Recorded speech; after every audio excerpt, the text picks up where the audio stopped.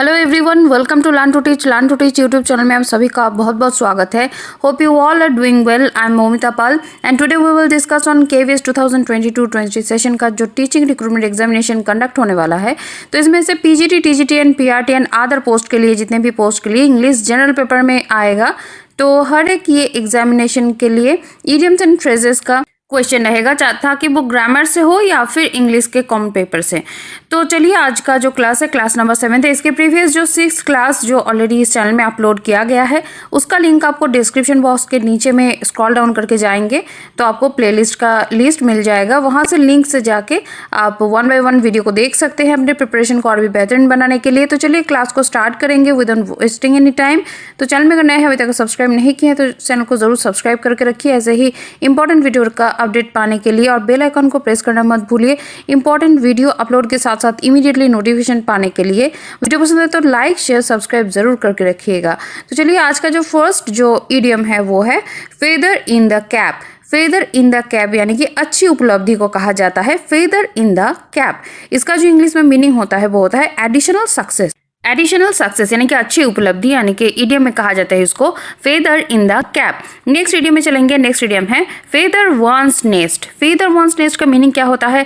अपने पद का लाभ उठाकर कमाई करना, यानी कि भविष्य के लिए जुगाड़ करके रखना, अपने पद का लाभ उठाकर कमाई करना। इसका जो इडियम होता है वो इसको कहा जाता है फेदर वंस नेस्ट। तो इसका इंग्लिश में मीनिंग क्या होता है? To enrich oneself by taking advantage of one's position, यानी कि किसी के पोजीशन का फायदा उठा के उसको फायदा उठाना फ्यूचर के लिए। So to enrich oneself by taking advantage of one's position. Next video में चलेंगे। नेक्स्ट वीडियो में हमारा फाइट शाई ऑफ।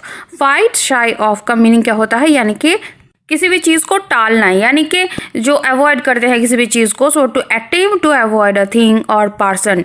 जब किसी पर्सन को अवॉइड किया जाता है या फिर किसी थिंग को या फिर किसी काम को अवॉइड किया जाता है, टाल दिया जाता है, तो इसको इडियम में कहा जाता है फाइट शाई ऑफ। यानी कि इंग्लिश में इसका मीनिंग होता है टू अटेम्प्ट और टू अवॉइड अ थिंग और पर्सन। नेक्स्ट इडियम में चलेंगे। नेक्स्ट इडियम है हमारा fish in troubled waters. Fish in troubled waters का मीनिंग क्या होता है? विषम परिस्थिति का लाभ उठाना। तो ये जैसे हम इडियम एंड फ्रेजेस का डिस्कशन कर रहे हैं, केवीएस के साथ साथ और भी बाकी जितने भी टीचिंग एंड अदर एग्जामिनेशन आप दे रहे हैं, इसके लिए भी बहुत इंपॉर्टेंट रहेगा। तो हर एक इडियम को जरूर देखिए ध्यान से, मिस मत कीजिए, वीडियो को एंड तक जरूर देखिए। So fish in troubled waters का जो मीनिंग होता है वो होता है विषम परिस्थिति का लाभ उठाना, यानी कि इंग्लिश में इसका मीनिंग हो जाता है to take advantage of the problems of others. To take advantage of the problems of others, किसी के प्रॉब्लम में, किसी के समस्या में उसका फायदा उठाना, यानी कि विषम परिस्थिति का लाभ उठाना। इडियम हो जाता है fish in troubled waters. Next idiom में चलेंगे। नेक्स्ट इडियम है हमारा फिश आउट ऑफ वाटर, यानी कि कष्टप्रद अवस्था में। फिश आउट ऑफ वाटर यानी कि आप फिश को जब निकालते हैं, आउट ऑफ वाटर करते हैं, तो उसका सिचुएशन क्या होता है? बहुत ही कष्टप्रद होता है फिश के लिए।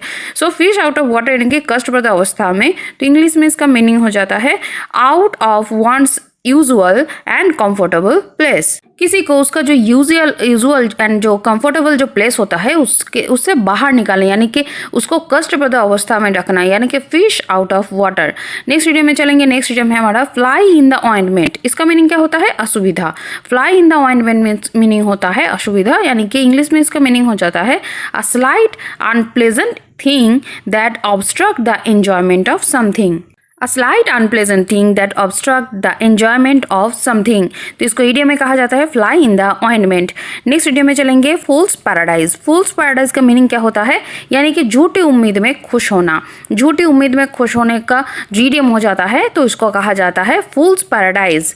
जो झूठी उम्मीद लेके खुश होता है अपने आप, बट उसका कुछ प्रैक्टिकल में कुछ मीनिंग नहीं होता है, यानी कि इंग्लिश में इसका मीनिंग हो जाता है state of being happy for foolish और अनफाउंडेड रीजन। सो इसको इडियम में कहा जाता है fool's paradise, a state of being happy और फुलिश और अनफाउंडेड रीजन। नेक्स्ट इडियम में चलेंगे। नेक्स्ट इडियम में हमारा 40 विंग्स। 40 विंग्स इसका मीनिंग क्या होता है? यानी कि झपकी, अ नैप इसका मीनिंग होता है 40 विंग्स। नेक्स्ट इडियम में चलेंगे। नेक्स्ट इडियम है बहुत ही कॉमन, ये आता है बहुत सारे एग्जामिनेशन में, ये बहुत बार आ चुका है, फ्रेंच लीव। ये बहुत कॉमन भी है, हम डेली लाइफ में भी बहुत यूज करते हैं, बहुत ही यूजफुल है ये। सो फ्रेंच लीव का मीनिंग क्या होता है? बिना सूचना के अनुपस्थित होना।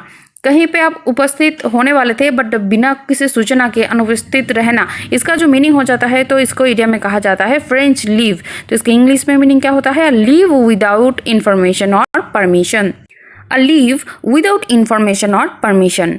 नेक्स्ट इडियम में चलेंगे। नेक्स्ट इडियम है हमारा फ्रिंज बेनिफिट्स। फ्रिंज बेनिफिट्स का मीनिंग क्या होता है? यानी कि वेतन के अलावा मिलने वाला जो लाभ होता है that is called fringe benefits.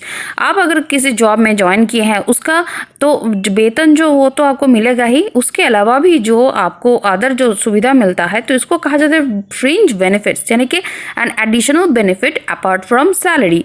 Salary के अलावा भी जो आपको अदर जो बेनिफिट्स मिलता है that is called an additional benefit apart from salary, यानी कि फ्रिंज बेनिफिट्स। नेक्स्ट इडियम में चलेंगे। नेक्स्ट इडियम है हमारा फ्रॉम हैंड टू माउथ, यानी कि सिर्फ गुजारा भर।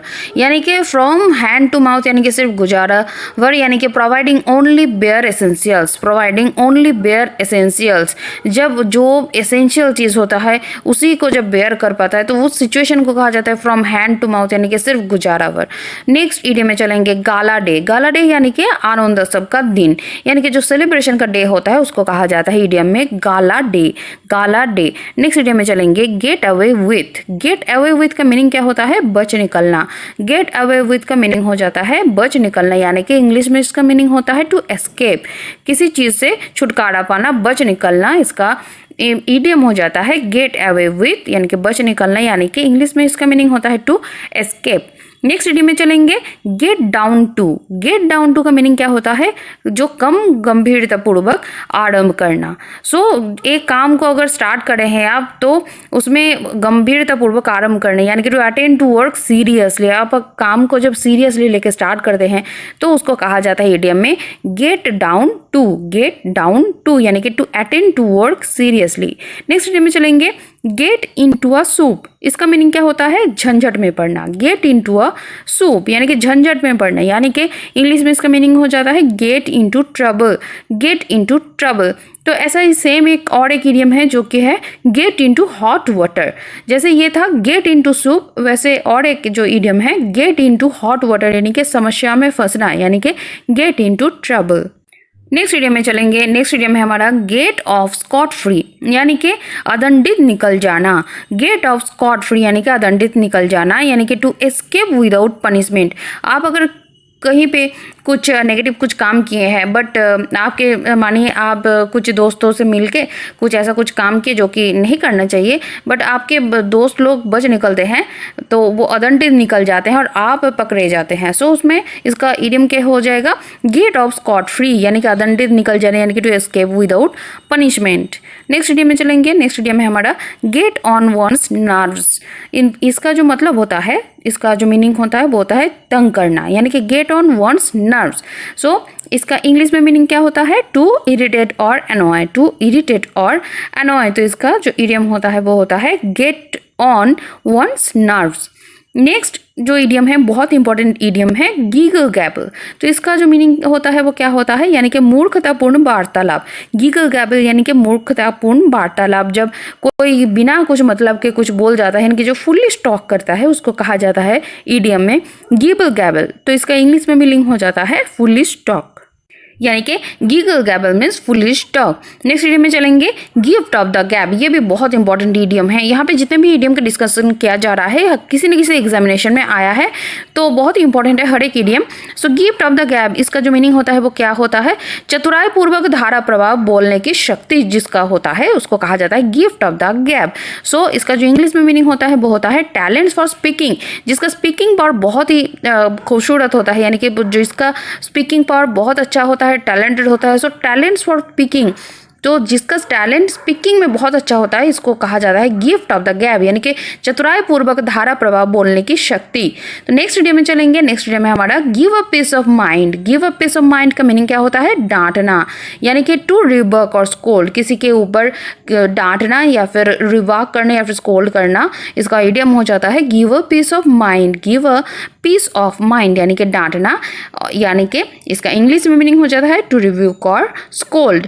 तो ऐसे ही डिस्कशन हमारा चलता रहेगा कंटिन्यूअस। तो नेक्स्ट वीडियो के लिए वेट कीजिए, चैनल को सब्सक्राइब जरूर करके रखिए ऐसे ही इंपॉर्टेंट अपडेट पाने के लिए।